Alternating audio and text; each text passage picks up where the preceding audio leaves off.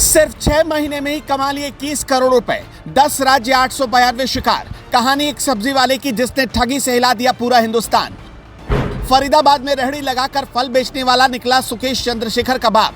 फर्जी वेबसाइट बनवाई, फिर लिख डाली हिंदुस्तान के सबसे बड़े ऑनलाइन लूट की कहानी।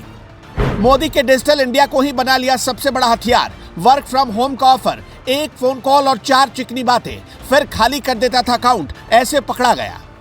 हाजी मस्तान और नटवर लाल की कहानी अब पुरानी हो गई। सुकेश चंद्रशेखर की कहानी में भी इतने ट्विस्ट नहीं है जितना आज की कहानी में आप देखेंगे।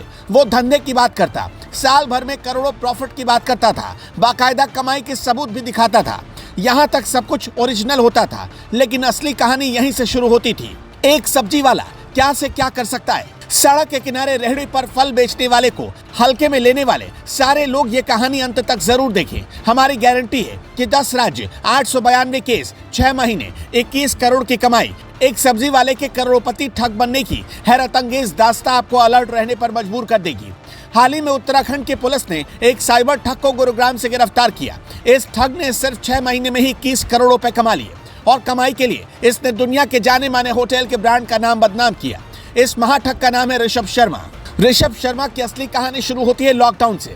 सरकार ने लोगों को बचाने के लिए 2-2 बार लॉकडाउन लगाया। कई लोगों की नौकरी गई, रेहड़ी पटरी लगाने वालों की दुकान बंद हो गई। ऐसे में ऋषभ की अच्छी खासी चलती दुकान भी बंद करनी पड़ी। ऋषभ के मन में बचपन से ही करोड़पति बनने का ख्वाब था। लॉकडाउन लगने के बाद उसे भी अपनी दुकान बंद करनी पड़ी थी। ऐसे में परिवार पालने के लिए उसे नए काम की तलाश थी।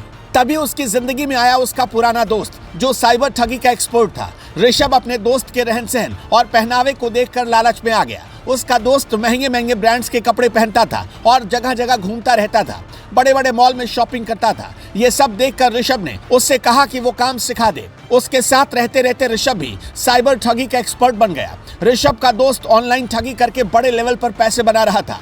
एक एक दिन की कमाई लाखों में होती थी। बस ऋषभ ने यही काम शुरू कर दिया। सबसे पहले लॉकडाउन के दौरान ऋषभ ने लोगों को वर्क फ्रॉम होम का लालच देकर ठगना शुरू किया। ये धंधा करीब 1 साल तक चला, लेकिन 2021 के आखिर में वर्क फ्रॉम होम का चलन ना के बराबर हो गया। फिर उसने नई तरकीब जुटाई। उसने देश के अलग अलग राज्यों के लोगों के फोन नंबर और उनके अलग अलग डेटा को कहीं से खरीदा। फिर उसने उनमें बड़े बड़े बिजनेसमैन को टारगेट करना शुरू किया।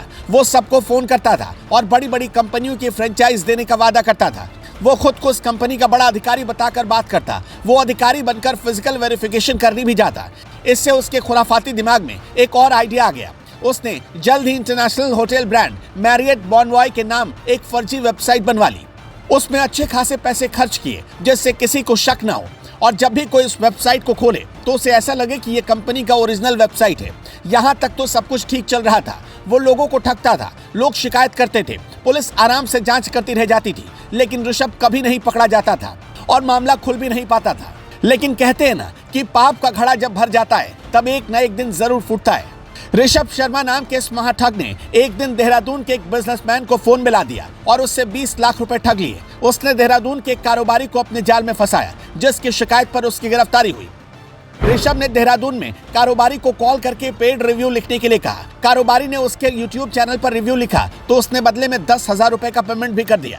इसके बाद 2-3 पेमेंट उसने और भेजे। एक दिन कम समय में डबल मुनाफा का लालच देकर उस कारोबारी के सामने वो नया प्रपोजल लेकर आया। ऋषभ ने देहरादून के कारोबारी से होटल में निवेश के लिए कहा और उसे एक लड़की से मिलवाया। होटल में लड़की की मुलाकात हुई और उस लड़की ने एक फर्जी वेबसाइट दिखाकर कारोबारी को भरोसे में ले लिया।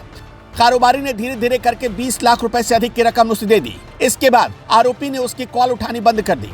इसके बाद उस कारोबारी ने देहरादून के साइबर थाने में उसके खिलाफ शिकायत दर्ज कराई।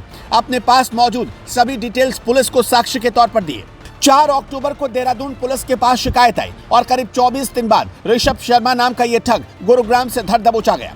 पुलिस ने जब जांच आगे बढ़ाई तो उसके होश उड़ गए। पता चला कि आरोपी ऋषभ शर्मा के खिलाफ 10 राज्यों में 37 मामले दर्ज हैं और कुल मिलाकर 892 मामले में उसकी तलाश अलग अलग राज्यों की पुलिस कर रही है। अब तो ये भी खुलासा हुआ है कि साइबर ठगी के इंटरनेशनल गिरोह के साथ भी उसके लिंक है। साइबर ठगी के लिए ये ठग सबसे पहले अपना टारगेट ढूंढते हैं, फिर उसे कॉल या व्हाट्सएप करके YouTube लाइक और पेड रिव्यू लिखने के बदले पैसों का लालच देते हैं। शुरुआत में कुछ पैसे भी भेज देते हैं, लेकिन इनकी कोशिश होती है कि छोटे पेमेंट लगाओ और बदले में बड़ा कमाओ।